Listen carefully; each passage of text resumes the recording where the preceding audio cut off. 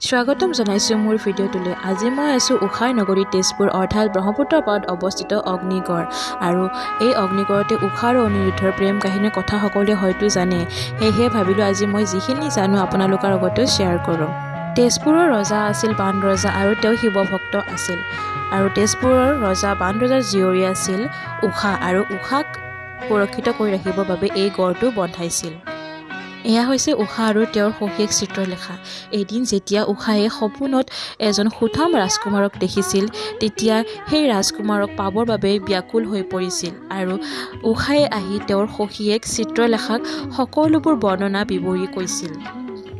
সখীয়েক উষাৰ বৰ্ণনা অনুসৰি চিত্ৰলেখাই বিভিন্ন চিত্ৰ অংকিত কৰিলে আৰু অৱশেষত সপোনত দেখা ৰাজকুমাৰজনক অংকিত কৰিবলৈ সক্ষম হ'ল। আৰু তেওঁ কোনো নাছিল, তেওঁ আছিল শ্ৰীকৃষ্ণৰ নাতিনীয়েক অনিৰুদ্ধ। চিত্ৰখন দেখাৰ লগে লগে উষাই অনিৰুদ্ধৰ লগত বিয়া হ'বৰ বাবে আকুল ব্যাকুল হৈ পৰিল। যিহেতু চিত্ৰলেখাই মায়াৰ যাদু জানিছিল, সেয়েহে উষাৰ অনুৰোধ মৰ্মে অনিৰুদ্ধ এনেদৰে শুই থকা অৱস্থাতে মায়াৰ যাদুৰে লৈ আহিছিল আৰু দুয়োকে বিবাহ পাশত আবদ্ধ কৰাই দিছিল। যিহেতু বাণৰজাই এই কথাটো গ্ৰহণ কৰা নাছিল, সেয়েহে এনেদৰে অনিৰুদ্ধক নাগপাশত বন্দী কৰিছিল। আৰু এই গড়তে উষাক চাৰিওফালে জুই লগাই ৰাখিছিল, সেয়েহে এই গড়টোৰ নাম অগ্নিগড় ৰখা হ'ল। শ্ৰীকৃষ্ণ যেতিয়া কথাটো গম পাইছিল, তেতিয়া অনিৰুদ্ধক মোকলাই নিবলৈ আহিছিল, কিন্তু বাণৰজাই এই ক্ষেত্ৰত কোনো ধৰণৰ সঁহাৰি নিদিলে। আৰু তেতিয়াই লগে লগে শ্ৰীকৃষ্ণ আৰু বাণৰজাৰ মাজত যুদ্ধ হৈছিল।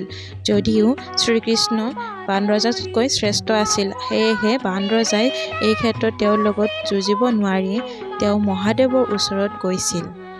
আৰু মহাদেৱৰ ভক্ত বাণৰজাৰ কথা মতে শ্ৰীকৃষ্ণৰ লগত মহাদেৱে যুদ্ধ কৰিবলৈ গ'ল। আৰু সেইখন যুদ্ধক নামাকৰণ কৰা হৈছিল হৰিহৰৰ যুদ্ধ। এই যুদ্ধখন স্তব্ধ কৰাবৰ বাবে বিভিন্ন দেৱ দেৱতাই আহিলে আৰু এই যুদ্ধখন কোনোমতে বন্ধ কৰিলে আৰু উষা আৰু অনিৰুদ্ধ দুয়োকে বিয়া কৰাই দিলে। যদি ভিডিঅ'টো চাই ভাল লাগিছে, লাইক কৰিব, কমেণ্ট কৰিব আৰু মোৰ চেনেলটো ছাবস্ক্ৰাইব কৰি দিব। আৰু ভিডিঅ'টো চাই থকাৰ বাবে ধন্যবাদ।